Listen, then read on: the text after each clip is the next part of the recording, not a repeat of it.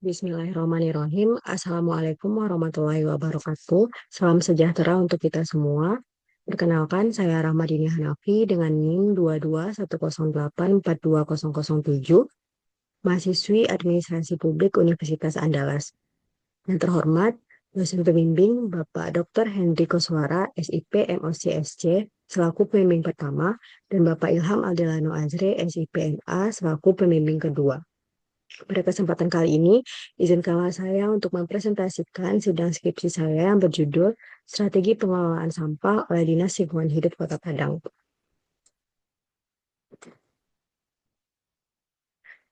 Pertama, yaitu bab 1, pendahuluan. Penelitian ini dilatar belakangi oleh permasalahan pengelolaan sampah di Kota Padang yang menghadapi tantangan dalam menangani peningkatan timbulan sampah. Sebagai ibu kota provinsi, sekaligus pusat kegiatan ekonomi dan pemukiman, Kota Padang menghasilkan sampah dalam jumlah yang terus bertambah setiap tahunnya. Sebesar 71,36% dari total timbulan sampah berasal dari sektor rumah tangga, yang menandakan bahwa perubahan perilaku masyarakat dalam memilah dan mengurangi sampah masih menjadi tantangan utama. Untuk menekan angka timbulan sampah di Kota Padang, dilakukan strategi pengurangan dan penanganan sampah sebagai indikator pengelolaan sampah. Akan tetapi, capaian pengurangan dan penanganan sampah Kota Padang masih belum mencapai target yang cerah Dinas Lingkungan Hidup tahun 2019 hingga 2024. Pada tahun 2024, target pengurangan sampah ditetapkan sebesar 22%, namun realisasinya hanya mencapai 21,21%. Hal yang sama terlihat pada penanganan sampah yang awalnya ditargetkan 75%, tetapi capaian tahunan tahun 2024 yaitu 72,55%. Tercapaian ini menunjukkan bahwa instrumen pengurangan seperti pembatasan jumlah sampah yang dihasilkan, kegiatan daur ulang dan penggunaan kembali belum berjalan optimal. Sementara fasilitas infrastruktur penanganan seperti pemilahan, pengumpulan, dan pemrosesan akhir juga masih terbatas. Selanjutnya, isu pengelolaan sampah di Kota Padang semakin kompleks seiring dengan kondisi TPA air dingin yang belum memadai dan masih menerapkan sistem kontrol landfill, sehingga kapasitasnya menjadi semakin mendekati kondisi overload dan diperkirakan akan mencapai batasnya pada tahun 2026. Hal ini diperparah oleh tingginya total timbulan sampah, di mana pada tahun 2024 tercatat sekitar 600 ton per hari dan sekitar 78,63% atau kurang lebih 500 ton per hari masih langsung dibuang ke TPA air dingin. Tingginya timbulan sampah di TPA dingin ini dipengaruhi oleh perilaku masyarakat yang masih belum memahami pengelolaan sampah dengan benar, sehingga sampah cenderung langsung dibuang tanpa pemilahan dari sumbernya. Kondisi ini terjadi karena edukasi dan juga sosialisasi yang masih terbatas serta belum menjangkau seluruh wilayah yang diperparah oleh rendahnya alokasi anggaran edukasi di DLH Kota Padang yang hanya sekitar 1% dari total anggaran.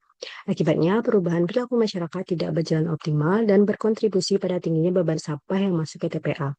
Selain keterbatasan edukasi, DLH Kota Padang juga menghadapi tantangan berupa belum memadainya sarana dan prasarana pengelolaan sampah, sehingga masih dibutuhkan tambahan sekitar 70 bak kontainer, 10 unit truk amrol, serta beca motor di setiap LPS dan juga bank sampah.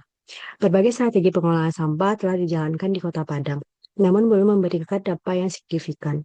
Pertama, di antaranya pembentukan bank sampah, yaitu masih terkendalanya dengan rendahnya partisipasi masyarakat, minimnya dukungan dana serta keterbatasan pengurus dan sarana sehingga banyak bank sampah yang tidak aktif hingga saat ini. Yang kedua, pembentukan LPS masih menghadapi kendala iuran yang tidak mencukupi, keterbatasan armada dan peralatan, serta tenaga kerja sukarela dan koordinasi yang lemah sehingga layanan belum optimal. Di mana seharusnya strategi yang baik harus mampu menjadi solusi atas kondisi dan tantangan yang dihadapi organisasi dalam mencapai tujuan yang telah ditetapkan.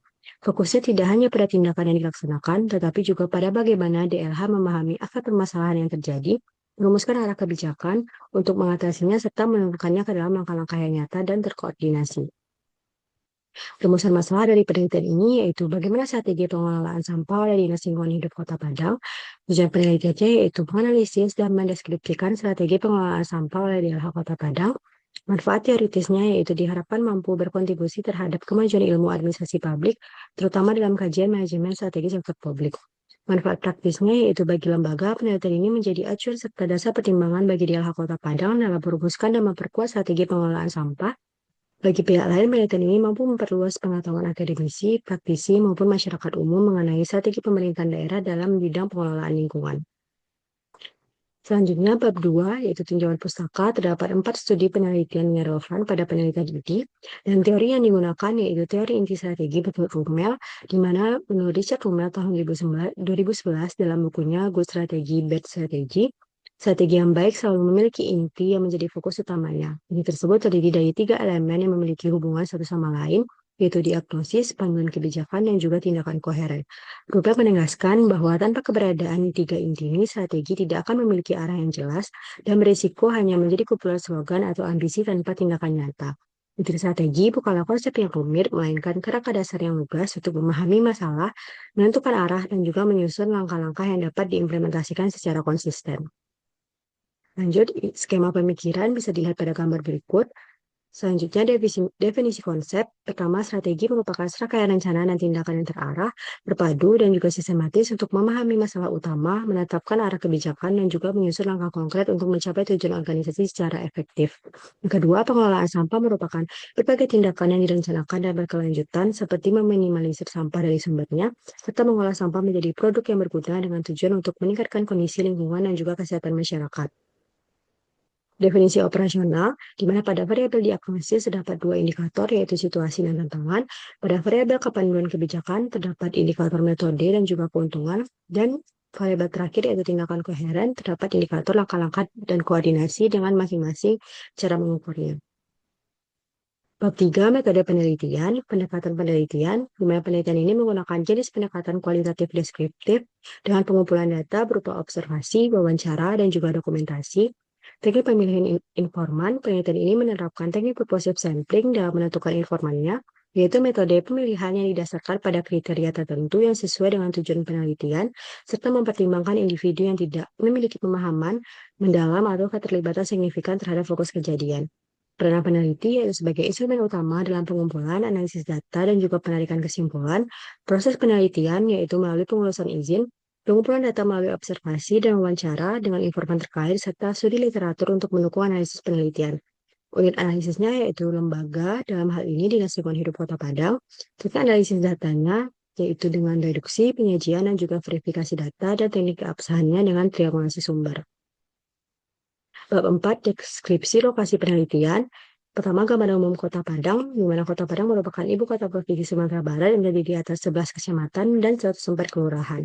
Dalam RPJMD tahun 2025 hingga 2029, Kota Padang menetapkan visi menjadi kota pintar dan kota sehat menuju kota yang maju dan juga sejahtera. Selanjutnya, gambaran umum DLH Kota Padang. Mengacu pada Peraturan Wali Kota Padang Nomor 55 Tahun 2022, DLH Kota Padang adalah perangkat daerah memiliki tugas untuk membantu Wali Kota dalam penyelenggaraan urusan pemerintahan di bidang lingkungan hidup, serta pelaksanaan tugas bantuan yang diberikan kepada daerah. Bab 5, temuan dan analisis data pada variabel utama yaitu diagnosis, dengan indikatornya situasi, di mana menurut Richard Rummel, situasi berkaitan dengan kemampuan mengidentifikasi kondisi yang dihadapi sebagai dasar penyusunan strategi. Dinas Lingkungan Hidup Kota Padang telah mampu mendiagnosis permasalahan persampahan, ditandai dengan meningkatnya timbulan sampah yang didominasi sektor rumah tangga dan masih rendahnya tingkat pengurangan sampah. Sebagai respons terhadap total timbulan sampah tersebut, DLH Kota Padang menetapkan sistem pengelolaan sampah yang melibatkan LPS, bank sampah, dan TPA air dingin. Meskipun masih menghadapi kendala berupa sarana dan prasarana pengangkutan yang sebagian besar telah berusia tua dan mendekati masa pakai optimal, sehingga berpotensi mempengaruhi efektivitas pelayanan dan juga pengangkutan sampah di lapangan. Pada indikator yang kedua yaitu tantangan, di mana menurut Richard Rummel, tantangan merupakan hambatan yang muncul dari situasi yang telah diidentifikasi yang bersifat krusial dan perlu diprioritaskan dalam penyusunan strategi. Berdasarkan hasil wawancara, observasi, dan dokumentasi yang telah dilakukan, dapat disimpulkan bahwa Dinas Lingkungan Hidup Kota Padang telah mampu mengidentifikasi tantangan utama dalam pengelolaan sampah dengan baik. Tantangan yang dihadapi meliputi rendahnya kesadaran dan partisipasi masyarakat dalam pengelolaan sampah akibat belum optimalnya edukasi dan keterbatasan anggaran, tingginya volume sampah yang masuk ke TPA air dingin, keterbatasan sarana dan prasarana, serta belum optimalnya kinerja LPS dan bank sampah dalam mendukung pengurangan sampah. Peningkatan peran masyarakat dalam pengelolaan persampahan hanya memperoleh pagu indikatif sebesar 0,07%, di mana itu kurang dari 1% dari total anggaran pengelolaan persampahan. Persentase tersebut tergolong kecil dibandingkan dengan program lainnya yang lebih terfokus pada aspek penanganan sampah seperti pengangkutan, pengolahan, dan juga penyediaan sarana prasarana. Masuk kepada variabel yang kedua, yaitu panduan kebijakan, di mana indikator pertama adalah metode, di mana menurut Richard Gumelt, metode berkaitan dengan cara yang digunakan untuk mencapai tujuan yang telah ditetapkan. Dalam pengelolaan sampah, DLH Kota Padang telah memiliki metode yang jelas dengan berpedoman pada berbagai regulasi dan dokumen perencanaan, seperti Undang-Undang Nomor 18 Tahun 2008 tentang pengelolaan sampah, kemudian diturunkan ke dalam Peraturan Daerah Kota Padang Nomor 21 Tahun 2012 tentang pengelolaan sampah, Jaksrada di Kota Padang, RPJMD, Densra, dan juga Renja Dinas Lingkungan Hidup Kota Padang. Melalui metode tersebut, arah pengelolaan sampah difokuskan pada penguatan sistem layanan persampahan yang terintegrasi melalui pengembangan LPS, pembangunan TPS TRDF, penguatan bank sampah, serta penerapan distribusi persampahan yang terhubung dengan layanan PDAM. Hal ini dituangkan dalam Peraturan Daerah Kota Padang Nomor 1 Tahun 2024 tentang pajak daerah dan retribusi daerah, di mana kebijakan ini bertujuan menciptakan sistem layanan persampahan yang lebih tertib, terukur, dan efisien meskipun dalam pelaksanaannya masih terdapat penyesuaian tarif yang dirasakan masyarakat. Indikator kedua dari panduan kebijakan yaitu keuntungan, di mana menurut Richard Gumelt, keuntungan dalam kebijakan penuntut merupakan hasil atau nilai lebih yang diperoleh setelah metode kebijakan diterapkan untuk menghadapi tantangan yang telah teridentifikasi pada tahap diagnosis. Keuntungan tersebut menunjukkan sejauh mana metode yang telah diterapkan mampu mendukung penyelesaian masalah secara lebih efektif dan memberikan dampak terhadap kondisi yang dihadapi. Berdasarkan hasil penelitian dapat dipahami bahwa keuntungan utama dari kebijakan pengelolaan sampah di Kota Padang yang terpusat pada Dinas Lingkungan Hidup terlihat pada meningkatnya cakupan layanan pengumpulan sampah yang saat ini telah mencapai sekitar 80%, serta terciptanya pengelolaan sampah yang lebih terintegrasi dan juga terukur melalui penguatan LPS. Lanjut kepada variabel ketiga, yaitu tindakan koheren dengan indikator pertama langkah-langkah. Menurut Richard Gumelt, strategi yang baik harus memiliki tindakan yang jelas sehingga arah kebijakan dapat diterapkan secara nyata dan juga terukur. Dalam pelaksanaannya, langkah-langkah tersebut disusun berdasarkan kebijakan dan juga rencana strategis yang telah ditetapkan agar pelaksanaan program berjalan dengan terarah dan juga berkelanjutan. Dalam halnya pengelolaan sampah di Kota Padang, langkah-langkah pelaksanaan strategi mengacu pada program pengelolaan persampahan tercantum dalam Rencana Kerja Dinas Lingkungan Hidup Kota Padang tahun 2025 yang terdiri dari 6 rencana teknis sebagai berikut. Pertama, peningkatan peran serta masyarakat dalam pengelolaan sampah. DLH Kota Padang telah mengimplementasikan berbagai strategi untuk meningkatkan partisipasi masyarakat dalam pengelolaan sampah melalui media sosial Facebook dan juga Instagram, program Padang Memilah, dan juga Padang Ranca Award. Pada tahun 2025, target pengurangan sampah berbasis partisipasi masyarakat ditetapkan sebesar 22,50%, namun capaiannya yang berhasil diraih baru mencapai 21,8%. Kondisi ini menunjukkan masih adanya kesenjangan antara target dan juga realisasi, sehingga peningkatan kesadaran dan konsistensi partisipasi masyarakat tetap menjadi tantangan utama dalam pengelolaan sampah di Kota Padang. Rencana teknis yang kedua yaitu penyediaan sarana dan prasarana pengelolaan persampahan, di mana pemerintah Kota Padang melalui DLH telah memperkuat kapasitas pengelolaan sampah melalui peningkatan anggaran, pengadaan armada kebersihan, serta dukungan fasilitas bagi LPS dan juga bank sampah. Bentuk realisasinya terlihat dari pengadaan dan juga distribusi sarana, yaitu 178 unit bentor yang diserahkan kepada LPS di berbagai wilayah, serta tambahan 48 unit armada kebersihan pada Oktober 2025, terdiri dari 19 truk amrol, 11 dump truck, 1 truk tangki, 16 mobil pickup, dan 1 mini ekskavator. Seluruh sarana tersebut kemudian didistribusikan kepada LPS dan juga bank sampah untuk mendukung operasional pengelolaan sampah berbasis masyarakat yang turut membantu peningkatan layanan di tingkat lapangan sebagaimana disampaikan oleh operator LPS dan juga pengelola bank sampah saat wawancara. Langkah-langkah yang ketiga yaitu pemeliharaan sarana pengelolaan persampahan. Pada tahun 2025, pemerintah daerah mengalokasikan anggaran sebesar 13 miliar untuk kegiatan pengoperasian dan juga pemeliharaan sarana penanganan sampah. Alokasi anggaran tersebut menunjukkan adanya perhatian pemerintah dalam menjaga kelayakan sarana dan prasarana pengelolaan sampah agar tetap dapat digunakan secara maksimal dalam mendukung pelayanan kebersihan di lapangan. Pemeliharaannya berupa servis, reparasi, dan juga suku cadang. Namun demikian, pelaksanaan pemeriksaan dan juga pemeliharaan ini masih belum dilakukan secara rutin dan juga menyeluruh, sehingga optimalisasi pemeliharaan sarana masih perlu ditingkatkan agar seluruh armada dapat terus berada dalam kondisi yang layak dan juga siap digunakan. Selanjutnya yaitu penanganan sampah melalui pengangkutan, di mana menuju pada hasil penelitian, DLH Kota Padang telah melaksanakan berbagai strategi pengangkutan sampah secara terstruktur dan juga terintegrasi. Upaya tersebut meliputi penguatan LPS di tingkat kelurahan, penerapan retribusi berbasis PDAM, pembagian jadwal operasional armada, penambahan armada dan kontainer, serta peningkatan kualitas TPS di berbagai titik layanan. Selain itu, DLH juga melakukan penanganan sampah di kawasan sungai dan muara melalui perahu sampah dan kubus apung untuk mengurangi pencemaran perairan. Namun demikian, pelaksanaannya masih menghadapi kendala seperti TPS yang overload, pembuangan sampah di luar jadwal, serta armada yang melebihi kapasitas yang menunjukkan bahwa efektivitas pengangkutan belum optimal akibat keterbatasan pengawasan dan rendahnya kepatuhan masyarakat. Capaian penanganan sampah di Kota Padang menunjukkan peningkatan signifikan dari 72% pada tahun 2024 menjadi 97% pada tahun 2025. Peningkatan ini mengindikasikan bahwa sebagian besar timbulan sampah telah masuk dan tertangani dalam sistem pelayanan DLH sekaligus melampaui target Remsra tahun 2024 dan mendekati target nasional 100%. Kondisi ini menunjukkan bahwa transformasi strategi melalui penguatan LPS dan perbaikan sistem pengangkutan dan penambahan sarana telah memberikan dampak positif terhadap kinerja penanganan sampah di Kota Padang. Selanjutnya, penanganan sampah melalui pemilahan dan pengolahan sampah di bank sampah, di mana DLH Kota Padang dalam mendorong pengurangan sampah sejak dari sumbernya dengan melibatkan partisipasi masyarakat. Penguatan yang dilakukan tidak hanya diarahkan pada peningkatan kuantitas bank sampah, tetapi juga pada perubahan paradigma pengelolaan bank sampah. Dari yang semula hanya berfokus pada sampah yang menilai ekonomi tinggi menuju sistem pengelolaan yang lebih menyeluruh, mencakup sampah organik maupun sampah yang low value. Selain itu, pemerintah juga mulai memperkuat sarana operasional, memperluas akses layanan melalui program penjemputan sampah terpilah, serta meningkatkan partisipasi masyarakat melalui kebijakan ASN menjadi nasabah bank sampah dan program 1 RW 1 bank sampah. Namun demikian, pelaksanaan strategi tersebut masih menghadapi sejumlah keterbatasan, terutama pada aspek regulasi dan dukungan teknologi pengolahan sampah, sehingga saat ini belum tersedia peraturan daerah maupun peraturan wali kota yang secara khusus mengatur tata kelola operasional bank sampah. Sehingga hal ini menyebabkan penguatan bank sampah belum memiliki landasan yang kuat di tingkat daerah. Selain itu, keterbatasan teknologi pengolahan sampah juga menyebabkan sebagian besar bank sampah masih melakukan pengolahan secara sederhana dan belum mampu mengembangkan produk olahan sampah secara lebih optimal. Rencana teknis yang terakhir yaitu penanganan sampah melalui pemrosesan akhir di TPA. DLH telah memperkuat sistem pengolahan sampah dari aspek operasional, pengendalian lingkungan, hingga pengembangan teknologi pengolahan sampah modern. Hal tersebut terlihat dari penetapan sistem kontrol landfill, penyusunan SOP operasional yang terstruktur, penguatan sarana pendukung seperti pemagaran kawasan, dan penggunaan plat beton portabel, serta perencanaan pembangunan fasilitas TPS TRDF sebagai strategi jangka panjang pengurangan timbulan sampah di TPA. Penggunaan plat beton ini berfungsi sebagai stabilitas jalur kerja di atas timbunan sampah sehingga kendaraan operasional tidak mudah terperosok maupun mengalami amblas saat melakukan pembongkaran sampah.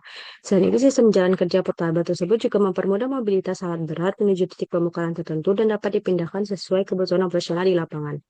Namun, kehadiran dari TPS TRDF ini yang sudah jelas sebelumnya memang menjadi solusi strategis untuk mengurangi beban TPA. Tetapi karena belum terimplementasikan, dan implementasi ini juga sangat bergantung pada konsistensi pembangunan, kesiapan operasional, serta keberhasilan pengurangan sampah dari sumbernya melalui partisipasi masyarakat. Dengan demikian, penguatan pengelolaan TPA perlu diiringi dengan optimalisasi program pengurangan dan pemilahan sampah di masyarakat, sehingga pengelolaan sampah di Kota Padang dapat terlaksana secara lebih terintegrasi dan juga berkelanjutan. Indikator tindakan koheren yang terakhir yaitu koordinasi. Koordinasi dalam strategi menurut Rumen menekankan bahwa tindakan yang dilakukan dalam suatu organisasi harus bersifat koheren, yaitu saling terhubung, konsisten, dan juga terkoordinasi antara kebijakan, penggunaan sumber daya, serta pelaksanaan tindakan di lapangan. Koordinasi strategi sebagai upaya menyatukan berbagai aktor dan sumber daya agar bergerak menuju tujuan yang sama melalui rancangan kebijakan yang terintegrasi. Berdasarkan hasil penelitian, indikator koordinasi dalam pengelolaan sampah di Kota Padang menunjukkan bahwa DLH telah membangun pola koordinasi lintas pihak yang melibatkan kelurahan, kecamatan, LPS, bank sampah, serta petugas operasional di lapangan. Koordinasi tersebut dilakukan melalui pembinaan, pengawasan, pelaporan digital, melalui grup WhatsApp, hingga diskusi teknis dalam mendukung operasional pengelolaan sampah. Namun demikian, koordinasi yang berjalan masih menghadapi tantangan berupa belum meratanya pembinaan, masih adanya pola komunikasi yang bersifat informal, serta belum optimalnya sistem koordinasi yang terjadwal dan terstandarisasi. Dengan demikian, penguatan koordinasi yang lebih terstruktur dan berkelanjutan masih diperlukan agar seluruh pelaksana pengolahan sampah dapat bekerja secara lebih terintegrasi dan efektif dalam mendukung pengurangan timbulan sampah di Kota Padang. Bab 6 penutup kesimpulan berdasarkan hasil temuan dan analisis data mengenai strategi DLH Kota Padang dalam pengolahan sampah dengan mengacu pada teori inti strategi di Rumelt dan terdiri dari diagnosis, panduan kebijakan dan juga tindakan koheren dapat disimpulkan bahwa strategi pengolahan sampah yang dijalankan DLH Kota Padang belum berjalan dengan optimal dalam merespon permasalahan dan tantangan persampahan yang dihadapi Kota Padang dikarenakan masih ditemukan kendala-kendala dalam realisasi strateginya di lapangan. Hal ini terlihat dari capaian pengurangan sampah pada tahun 2025 yang baru mencapai 21% dari target 22% yang telah ditetapkan, serta mencapai capaian penanganan sampah yang meningkat signifikan dari 72,55% pada tahun 2024 menjadi 97% pada tahun 2025. Akan tetapi pelaksanaannya masih dihadapkan pada permasalahan seperti rendahnya partisipasi masyarakat, TPA yang mengalami overload, armada pengangkutan yang belum optimal, serta belum optimalnya pengelolaan sampah, sehingga efektivitas strategi pengelolaan sampah secara keseluruhan masih perlu ditingkatkan. Dan terakhir saran, pertama adalah Kota Padang perlu memperluas edukasi dan sosialisasi hingga tingkat RT RW, terutama di wilayah dengan partisipasi rendah untuk meningkatkan pengurangan sampah. Daerah Kota Padang perlu menambah sarana dan prasarana seperti armada, kontainer, betot, dan juga fasilitas bank sampah agar pelayanannya lebih merata. Daerah Kota Padang perlu melakukan pemeliharaan armada secara berkala agar operasional pengangkutan tidak terganggu. Daerah Kota Padang perlu memperketat pengawasan pengangkutan termasuk jadwal, TPS yang overload, dan kapasitas armada agar tidak terjadi tumpahan sampah. Yang kelima adalah Kota Padang perlu memperkuat regulasi dan juga dukungan teknologi untuk optimalisasi bank sampah. Yang terakhir adalah Kota Padang perlu mempercepat operasional TPS TRDF serta penguatan pemilihan sampah dari sumber untuk mengurangi beban TPA. Sekian presentasi dari saya. Mohon maaf apabila terdapat kesalahan. Assalamualaikum warahmatullahi wabarakatuh.